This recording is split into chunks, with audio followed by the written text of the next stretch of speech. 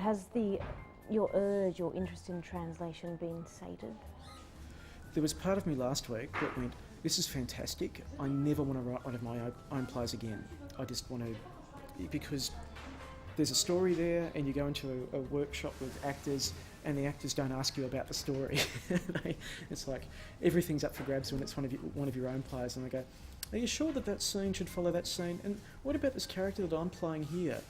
Why are they there? And these are things that you might have thought about and questioned yourself for a year or two. You take the actors' questions seriously? I pretend to, yeah. No, I sometimes do. But a lot of the time you've just got to go, that's a really interesting idea. I'll make a note of that. And then throw away the paper after? Yeah. I've been in questions after readings from audience members. Don't ever come to one of my readings, people watching this. Like afterwards, like somebody will... You have those people who put up their hands and they go, I just want to assert my existence and I wrote a book on such and such. And I was just thinking,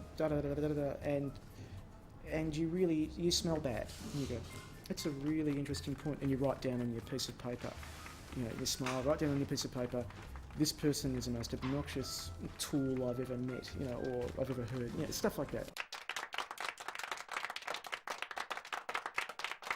Language for the stage in Europe is written in a higher linguistic register. So it's very formal. It's you don't use colloquialisms. You only use colloquialisms in European theatre in general if you're doing a bawdy cabaret, some sort of naked dance, and then a guy from the south of France comes on and goes, he does that kind of thing. You would never think of having an accent on stage, and our theatrical tradition is very much like, let's use a kind of an ocker here and somebody who's educated in uni, and let's watch their little figures of speech collide, and we'll have maybe 6 or 7 colloquial kind of languages going on at once in an English play.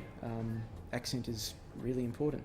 You get rid of that in particularly the French and German dramas. A lot of the time, particularly in our tradition, we're working with subtext, and subtext is really hard to get at if you don't understand the text. So you try to guess at what the things are going underneath, like motivations and impulses and drives and obstacles, by looking at that surface text and finding what the impulses of the scene are and what people are trying to do, but not quite articulating or trying to hide with their speech.